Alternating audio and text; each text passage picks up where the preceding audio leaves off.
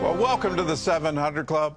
Thousands of people left in the cold and dark for days, and that's happening right here in North Carolina after an attack on two energy substations. Well, the low-tech strike has officials on high alert for copycat attacks. Charlene Aaron reports on the looming threat to our nation's power grid. Duke Energy crews are working 24-hour shifts to restore power to some 45,000 customers who lost power after Saturday's attack. It's a threat that authorities have been warning about for years. The hunt is on for the suspect who shot up two energy substations in Moore County, North Carolina. Charges could range from conspiracy to possibly murder after one person died in a house with no power. We're trying at this point in time to validate if it was related to the power outage or just a normal medical condition. Roughly 35,000 people were still without power Tuesday night, 3 days after the attack. And with no power, life has become difficult for residents, now in the cold and dark. Volunteer groups are handing out food and water to those impacted. It gives you a lot of hope when people is trying to help you. The attack raises the possibility of a terror attack. And with no suspect or motive, the Department of Homeland Security, FBI, and ATF joining local authorities in the investigation. In its November terrorism bulletin, the Department of Homeland Security warned of potential attacks on power infrastructure. We're still waiting for the investigation to figure out who's responsible, but it does cause some concern that maybe we have some violent extremist actors at play here. On CBN's Faith Nation, Scott White, associate professor and director of the cybersecurity program at George Washington University, said the problem points to vulnerabilities in the nation's power grid. One of the biggest problems we have in the grid is that it's so diffused. I mean, there are miles and miles of tracks of towers that are sitting out there on very unpopulated areas. So the grid itself is really difficult to protect. With 55,000 substations across the country, authorities are concerned about copycat attacks. This wasn't an explosive device or a drone attack. This was a rifle. So this is a rather low tech. And the concerning thing is such a low tech attack can put 45,000 people without power. While small-scale attacks are easier to pull off, there are concerns of cyber attacks aimed at doing wide-scale damage to the grid. In 2012, then Secretary of Defense Leon Panetta issuing this warning. The collective result of these kinds of attacks could be a cyber Pearl Harbor, an attack that would cause physical destruction and the loss of life. An attack that would paralyze and shock the nation and create a new profound sense of vulnerability. When asked whether the North Carolina attack was the work of a lone wolf or a terror cell, White said nothing can be ruled out. It could be anybody from a disgruntled employee, a disgruntled customer, or, like you said, it could be someone from an organized terrorist group. We don't know. Meanwhile, Duke Energy hopes to have all power restored this evening. Charlene Aaron, CBN News.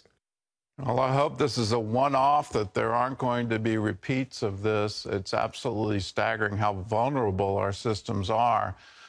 When it first was reported, I thought, well, maybe somebody just decided on a lark to take pot shots at a power station. But the fact that two were hit, the entire town was shut down, shows that at least it was coordinated and thought through. I just hope we come to our senses. No, this should never happen. When you put a whole town into darkness, we're all so dependent on these power grids for everything from our hospitals to our emergency services. If the power grid goes out, I've been in hurricane disaster zones where there was no power, and there's just a hopelessness that comes in because you can't communicate. You don't have cell phone towers. You don't have any of the modern conveniences, modern communications. All of these things get wiped out. So whatever it takes to protect them, I think we're going to have to move in that direction. Well, in other good news, Raphael Warnock won yesterday's Senate runoff in Georgia. Rising from the projects of Savannah to the U.S. Senate, Senator Warnock has scored an impressive number of wins in statewide elections. John Jessup has more from the CBN News Bureau in Washington. That's right, Gordon. Warnock, the incumbent Democrat senator and Atlanta pastor, withstood the challenge from Republican Herschel Walker by a slim margin. The candidates addressed their supporters last night. Warnock giving heartfelt thanks to God and then his mother. She grew up in the 1950s in Waycross, Georgia, picking somebody else's cotton and somebody else's tobacco. But tonight, she helped pick her youngest son to be a United States Senator. I don't want any of you to stop believing in America. I want you to believe in America and continue to believe in the Constitution and believe in our elected officials most of all. Continue to pray for them because all the prayers you've given me, I felt those prayers. Walker was not able to overcome damaging allegations, including claims that he paid for 2 abortions from previous relationships, despite supporting a national ban on the procedure. Warnock's victory gives the Democrats a clear majority in the Senate, meaning Vice President Kamala Harris may not have to cast as many tie-breaking votes. Well, more than 70 new faces will be on Capitol Hill when the new Congress is sworn in January. While some new members might be looking to make waves and score wins for their home districts, CBN's Matt Galka introduces us to one incoming Missouri congressman who believes he received a call to serve. Representative-elect Mark Alford didn't think he'd be here just about a year ago. He figured he'd still be behind a news desk, a place he's spent the last 20 years. But now he believes that all of that time spent in front of the camera was just God preparing him for his moment in Congress. It can be hard finding your way around the Capitol when you're the new guy. Everyone who's been here a while or been in politics, government says it's like drinking out of not just a fire hose, but a fire hydrant. Forget the hose. There's so much information coming at you. We met up with Representative-elect Mark Alford shortly after he won his Missouri midterm. It's just overwhelming. I get here, you know, like the first day we get on the House floor. I mean, I never in my wildest dreams thought that I would be on the House floor, and come January 3rd, I will be there, and that will be my job. Alford's background is in television news. After reporting and anchoring in Kansas City for more than 2 decades, he felt like his voice wasn't being heard clear enough. I don't consider them conservative views. It was the facts. It was the other side of the story. It was what was missing a lot of times to give the story balance. That's when he started to reflect about his next move, and it started with prayer. And so it was a very scary leap. I've never done anything like that in my life, just to go out. But I felt God pushing me out this window, and he was saying, fly, trust me, fly. And I did it. We took that leap. I turned in my 2 weeks resignation. I went on the last day of our air, and I told the viewers, everything that I've done up to this point was to tell you the truth, because that's the only thing that matters is truth. And those were my last words, and then I filed for this office, announced our candidacy. He takes over for Congresswoman Vicky Hartzler. After getting some tips from her at the Capitol, he'll turn his focus towards issues in his district, including hardships being felt by rural Missourians.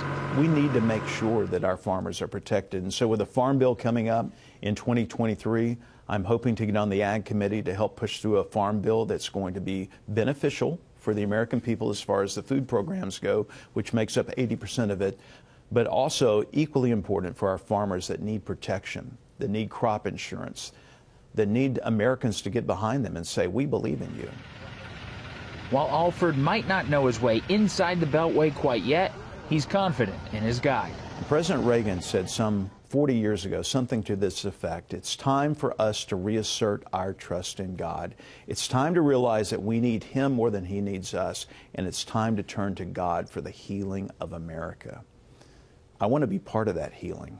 I don't know what kind of role I'll be able to play. I'm just be one voice, but I want to do all I can to make that happen.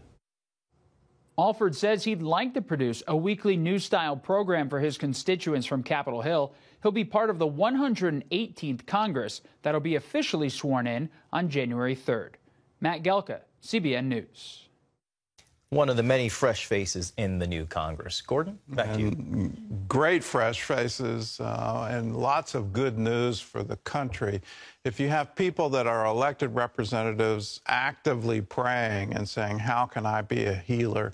How can I reconcile all the different factions in the United States of America, in our politics and our Congress? This is just absolutely great news. My prayer is that for both parties, that they come together, that Christians within both parties say, let's reach out to our brothers and sisters across the aisle. Let's find a way to govern this great nation, and let's put this great nation under God so that we would be indivisible with liberty and justice for all.